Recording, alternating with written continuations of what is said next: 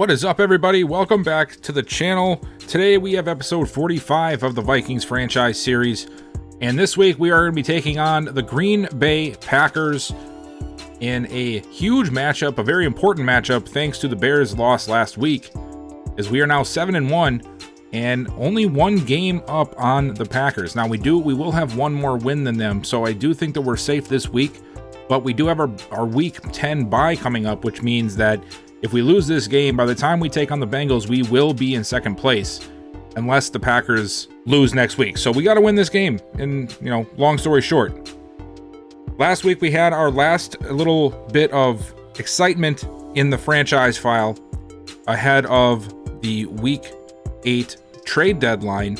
So now, all the teams are set. They are what they're going to be. We still have some moves we might make in the offseason, but as for now, this is the team we're going to be rolling with. And somehow, some way, even though we traded away Brian O'Neill and Alexander Madison, our offense ended up going up overall by 1 after 2 upgrades we had. One was Timmy Peoples going up to an 80, and then also, oh yes, it was Derek Wilcox, but he didn't actually go up on anything. He went up in his route running, but not in his overall. So, I guess obviously that's a good thing that we didn't lose anything on our offense. We're still a high-powered offense. Our defense is still playing very good. But this is a week where we are going to have our hands full once again. Now, if you remember the Packers, they made a move for their first-round pick to get the quarterback Caleb Mobley. Now, I'm assuming that he's going to be the guy we're going to see in the future. But this week, we are also going to be seeing Jordan Love. And let's take a look really quickly at what the Packers have done so far before seeing us in Week 9. Looking at the last month of the season for the Packers, they have won 3 of their last 4. The only loss coming to the Lions. Again, those division games are always tough, and you never know what's going to happen. But the last 2 weeks, Seattle and the Cincinnati Bengals, they won both of those. Let's see what happened against Seattle. So Jordan Love, 265, 2 touchdowns. Aaron Jones went off for $120. Of course, DK Metcalf. Amari Rodgers, the leading receiver. That's a little different. Jordan Love against the Bengals was 3 touchdowns, 1 interception, 340 yards passing.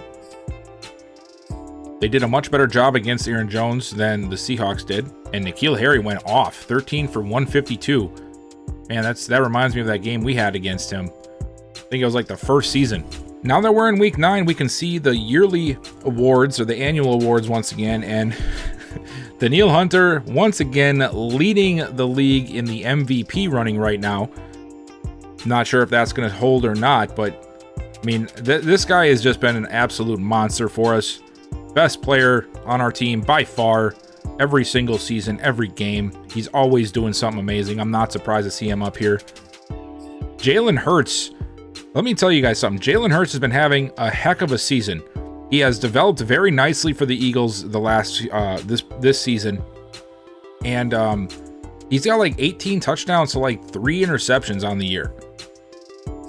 Ezekiel Elliott coming in at 3rd. He is going to be a free agent at the end of this year. That's going to be a weird situation. And Offensive Player of the Year is held by Jalen Hurts. No surprise there. Danielle Hunter and Martin Jefferson leading 1 and 2 for Defensive Players of the Year. That is incredible. I almost hope Jefferson ends up getting it because, if we can get him to X Factor, and get him closer to being the kind of player Danielle Hunter is, we can keep that same toughness about us even after Danielle Hunter is gone. Zaven Collins, Brian Burns, Dwayne Burke, who we just saw him, that man is a monster. He is going to be a problem for years to come in that Chicago defense. Nick Bosa, Dean Coleman again, Mike Hughes being up here. We have 3 players on the Defensive Player of the Year. That's amazing. This one really surprises me. I'm wondering if it's just not been a big year for rookies, because Adrian Collins is leading the way. And there's got to be a stats thing, right? It has to be, because they're 1-7. They are absolutely horrible this year, which is fine. They're rebuilding. We knew that.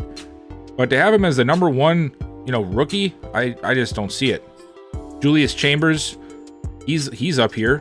Deontay King, there must be like no rookie starting this year on offense. That's the only thing I can think of making sense. Tyrone Bullard is even on here. He doesn't even start.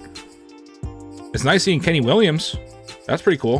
Don Manning is on here for Rookie of the Year, another Eagle. Will Sutton down here as well for the Rams.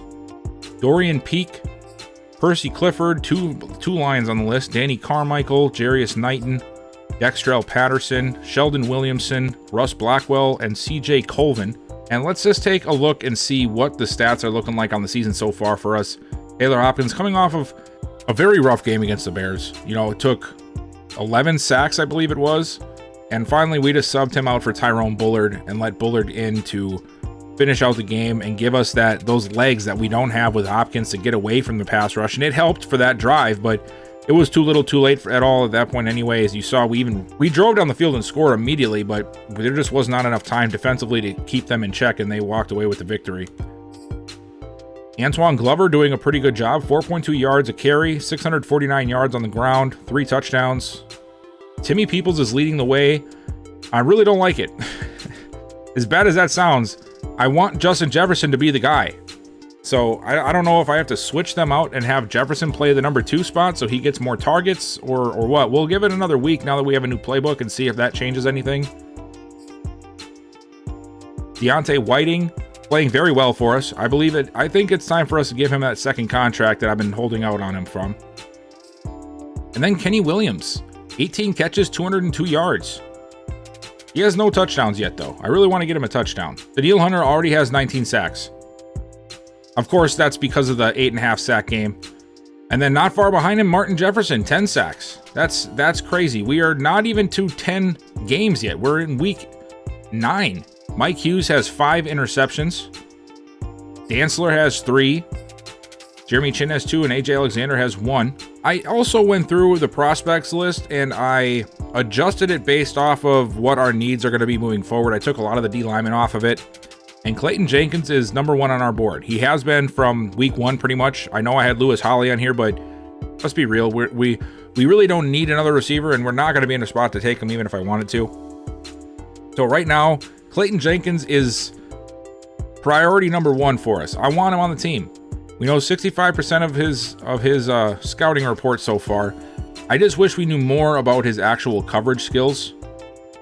You know, he's got good everything else, but all the stuff we know about him that's good is not exactly related specifically to corner. So I'm hoping the awareness, play rec, man coverage comes through so we can see what that stuff looks like. And I'm sure we will, because I do plan on focusing on him. I really want to know if it's worth us moving up to get him, or if we just need to stay where we're at. Because who knows? I mean, I could be doing all this and he could end up being a bust. Another person, though, that I have a very serious eye on is Leland Hunter. You can see here C coverage for zone, just like Jenkins, but he also has B man coverage and C play rec. And he's probably going to be available much later than Clayton Jenkins. So that's something to keep an eye on. We might end up having to go Hunter instead, depending on how these attributes fall. Roy Binns is another one. Same sort of body build. The only thing is he doesn't have as great of physicals. You can see here he doesn't have the great elite. And so, well, he does in some categories, but speed he does too. So another option for us. Plus he has B awareness. So there's going to be a corner that we can take, that we can mold to be our number 1 eventually. The other guys that I'm really trying to key in on, and I probably will do some extended coverage on, is the right guards, Cole Cameron, Nick Clements, and where is he? Jamie Chamberlain. We do need some interior linemen. I mean, we've gotten Darisaw. Now we have Whitley. We have Mahan at the center. We have Nelson at left guard. And right now it's Tomlinson, but like I said before, I really would like to move on from Tomlinson and bring in somebody new. So one of these guys would be a very nice addition. And, it's definitely something worth keeping an eye on. So we'll see how it plays out. But for now, I just wanted to give you guys an update on that. I did cut the list down to 50 players altogether. A lot of corners, a lot of linemen, and a lot of linebackers. I have a couple of safeties sprinkled in here. We could even look at tackles now that we went ahead and traded Ryan O'Neal, but I really like Whitley, and I think that he will be good for us eventually. He just needs some time to develop, so I'm not too concerned with signing somebody else for that. I mentioned it before, but I do think it's time for us to offer Deontay Whiting a second contract. He has been making a lot of plays for us, out of the slot this year, and he plays much better than his 5'8" frame you would expect him to. So we are going to go ahead and we're going to offer him a 2-year contract. We are going to up this a little bit because that's a little bit low in my opinion. We'll up it to 10. I think that's a good fare. I think that's a good offer. You know, 2 years, 10 mil. He hasn't really proven much, but he is coming off of he's having a pretty good year. So 2 years, 10 million. And there we go. Deontay Whiting is staying for another 2 years. That's awesome. I already know that Jalen Smith is going to be hitting free agency. We have too many young linebackers that I want to just continue to build around. Josh Metellus, same with him. 27 now, he's 73. I'd rather bring in another safety to gear up for, you know, the eventual replacement of Curl. Wiggins, we'll definitely bring in Wiggins back. I like Wiggins. I can see him having a future here. Najee Harrison as well. I like Slayton. A lot of these guys, aside from Morgan Moses, I signed Moses after the trade just to have depth at right tackle.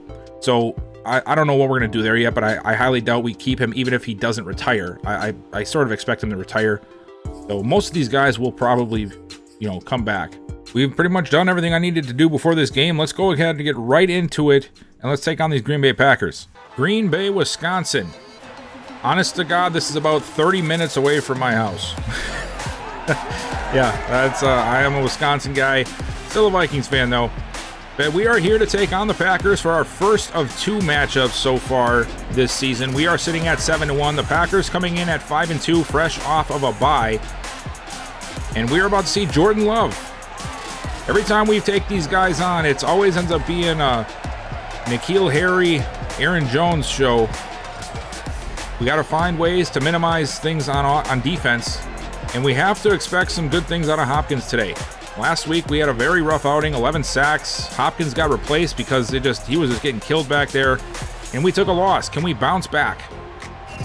Or will the Packers continue our losing streak, or make it a streak, I guess I should say.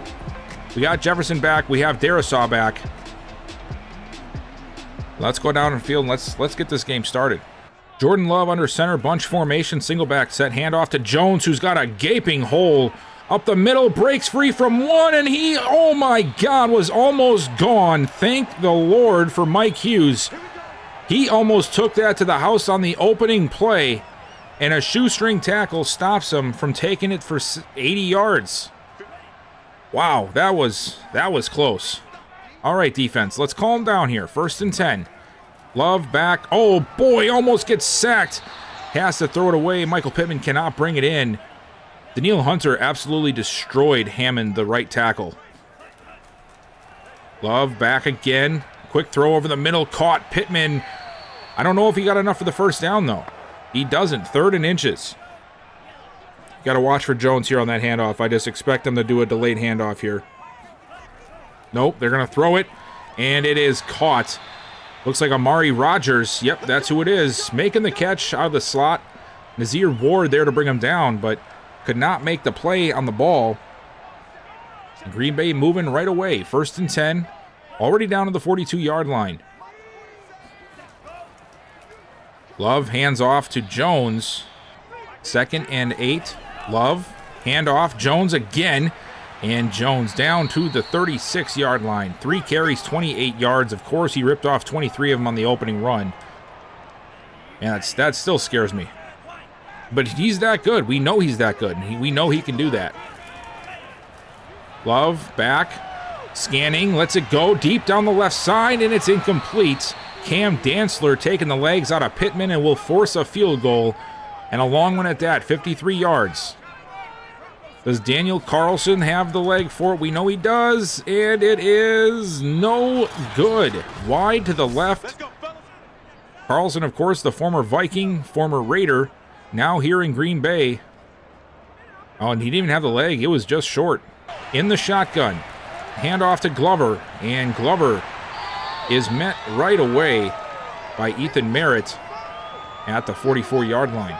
2nd down. Hopkins, a quick drop back. Looking to throw, and he's bombing it deep down the right side immediately to the end zone, and it's incomplete.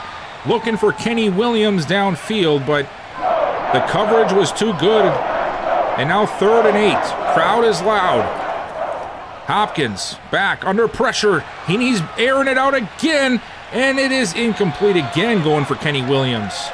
And Green Bay looking to go up finally, 3-0, with a chip shot field goal from the 27. Oh, and they run a fake, and it doesn't work. They tried a field goal fake pitch play to whoever 80 is. I think it's like a third or fourth string receiver, and they don't get it. This is our chance to capitalize here. This is the kind of momentum swing that we needed. Can we do something about it? 1st and 10. Hopkins, you gotta pull something out of your bag here. Come on. Handoff. Nothing. Nothing at all. Not a single shred of anything for our run game. Please just abandon it completely. I literally did medium passing this week. Why are we throwing it so much? 2nd and 9. Or running it, I mean. Hopkins throws it. Caught. Peoples makes the catch, but he's short of the first down. 3rd and 3. Bunch formation. Hopkins to throw it. Hopkins lets it go, and it's caught, but he doesn't get the first. Love, quick drop back. Under pressure, and he's going to go down because of Markel Ware, who literally shoved the lineman into Jordan Love. Huge play from our big D tackle. 2nd and 17. We need this defense to step up if we want to get back in this game. Here's our chance to do so. Love back. Under pressure again. Throws it. And Rodgers streaking up the sideline to the 47. We were able to get the pressure, but not the sack. And now 3rd and 6. Love able to find his way to get a receiver. 3rd and 6. Back to pass. This time he doesn't get away. It's Danielle Hunter with sack number 20. All right, I made my decision. I'm giving Hopkins until halftime to turn his crappy play around. If he can't find a way to get us something, I'm going to put Bullard in because we need plays. So here it is, 1st and 10. Handoff, Glover, and once again, why do we keep trying to run it? We can't run it. Now we have to spread them out because it's 2nd and 12. Hopkins back. Lets it go quickly, and it's caught, and it is Wilcox making the catch out to the 29. Huge catch there, and Oscar Pitts checks in for the first time today. Man, I got to keep that down. That's so loud. Hopkins throws it, and it is caught. Pitts up the field to the 39. Hopkins, handoff, Glover, and nothing there. Packers defense was ready for it. They've always been one of the toughest teams for us to run against. We've had so many issues over the years trying to run against them. 2nd and 9, we're going to spread them out again. Might as well. Hopkins over the middle, and is caught by Whiting across midfield down to the 45. Whiting coming off of that new contract extension, 2 years, $10 million extension, as he makes his first, I think that was his first catch of the day, maybe his second. No, that was like a second, because I know he had like a little tiny one off to the sideline earlier. Another handoff, Glover, and Glover able to find his way down inside the 40 for a gain of 7. 2nd and 3 now. And another handoff. Glover has another lane down to the 30, gain of 8.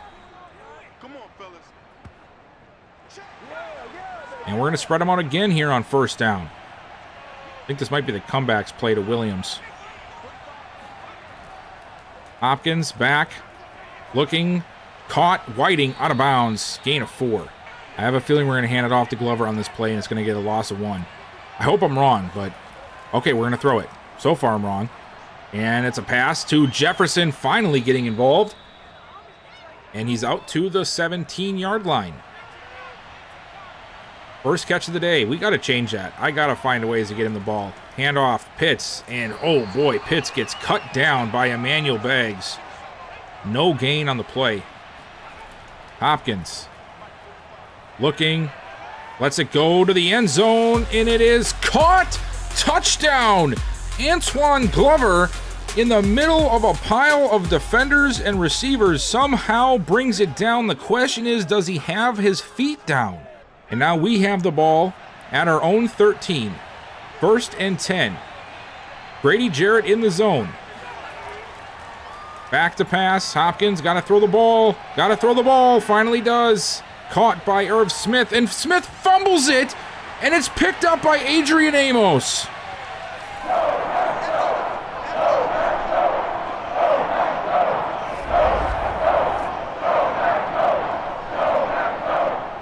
Talk about a timely fumble, huh? First and 10. Green Bay, fresh set of downs at the 12-yard line after that. Hand off to Aaron Jones down to the 8-yard line. That's why I hate these division games, man. They're always so hair-pulling. 2nd and 6. The late handoff to Jones, who's got room, and he gets the first down to the 1. And now 1st and goal. They're going to have 4 cracks at the end zone to tie this game. Handoff.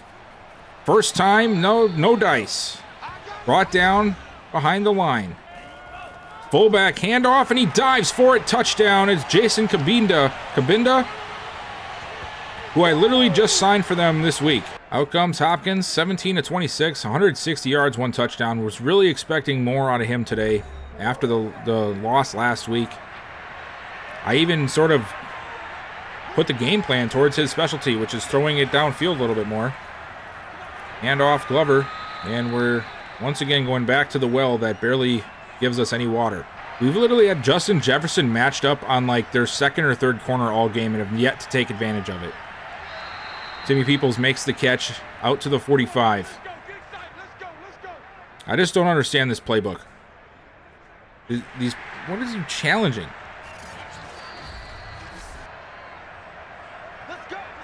Very crucial thing there is Green Bay just challenged that very makeable, that very easy to see catch, and now they lost the challenge and they just lost a timeout. We'll have to see if that comes into play later on.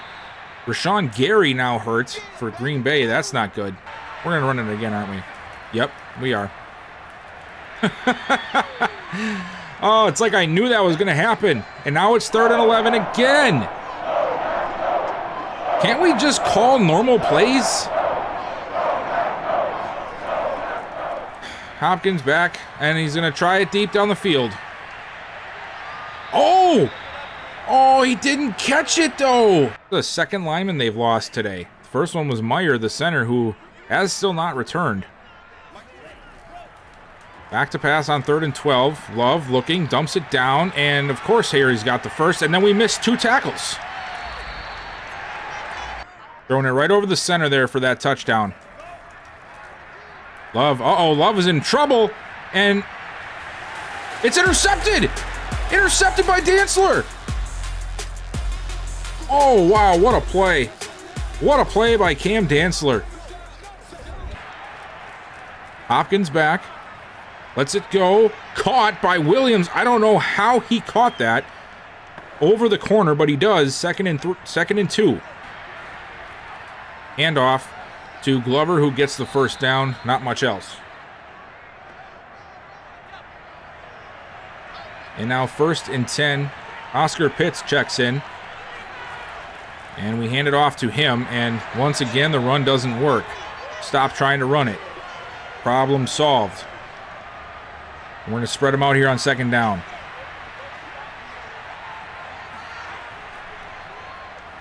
Hopkins, quick throw, caught.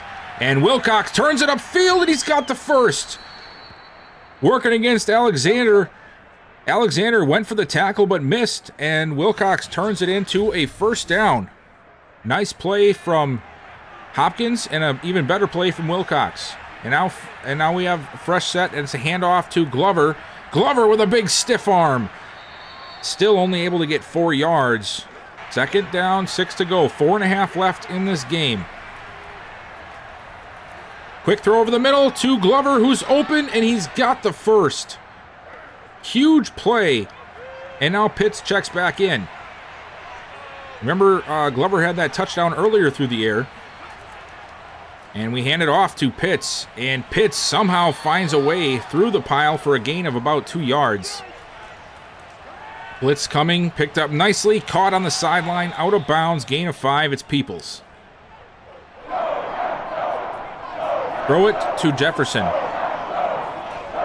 3rd and 3.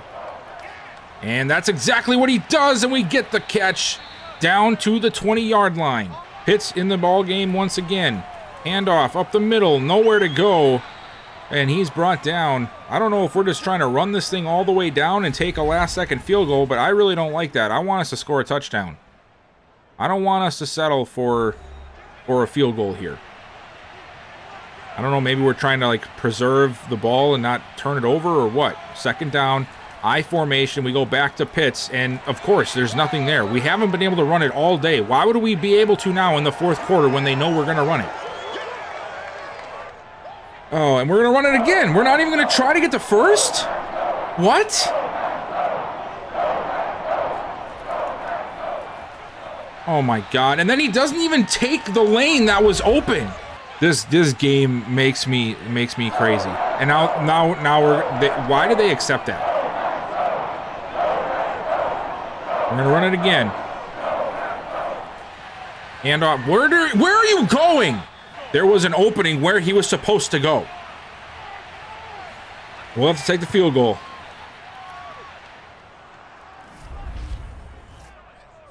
We better hope to God that we can hold them to a field goal.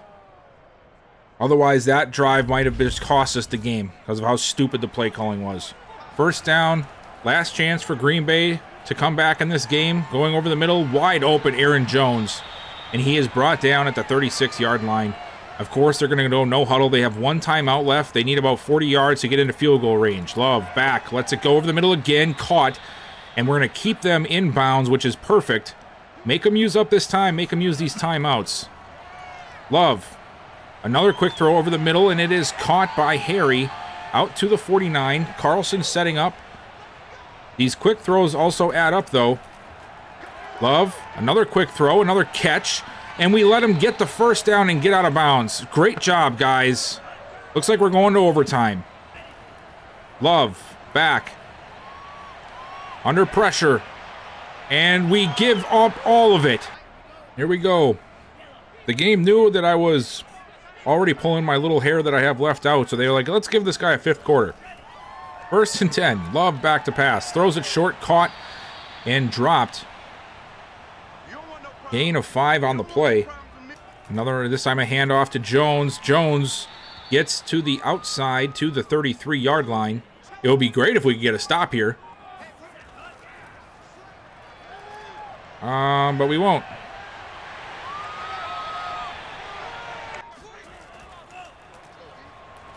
Love, under pressure, gets rid of it downfield, and it's caught. Love throws it again, and it is caught again. We're not even going to get the ball. They're just going to score a touchdown, and it's over. Third and goal now from the 2. Hand off, and we do get the stop. They're going to go for it instead of take the 3. I don't even know why, but I'm assuming they're going to get it. Fourth and goal. Yep, they got it. Touchdown. Game over. And this time, the injury to Martin Jefferson is more than just a game. He's going to be out for the next 2 weeks. Luckily, honestly, we're not going to miss him at all because next week is our bye week, so he'll be back before we play again. But yet another loss for us, 2 in a row. That makes it, and now we are right there in the heat of things with both the Green Bay and the Bears. I don't really know what happened the last 2 weeks. We've been playing very well all season long. We haven't played anybody in our division, so I'm going to chalk it up to that, and we'll see what happens in week 11. But a little bit fall from grace, dropping 2 in a row, 7-2. But hey, it is what it is. We knew we weren't going to go undefeated. That's just not really possible in Madden. But, you know, another tough day. And yeah, but that's all I got for you guys today. Appreciate you guys watching. Please consider liking and subscribing, especially if you're not subscribed already. You really should be. We do a lot of videos here. And I could use some more viewerships, all right? So please consider subscribing if you're not. Hit that little bell notification so you guys know when I'm uploading these videos.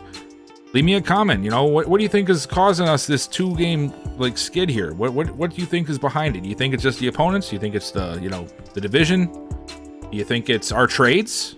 The playbook change? I don't know. Let me know what you guys think. Yeah, and I'll see you guys next time.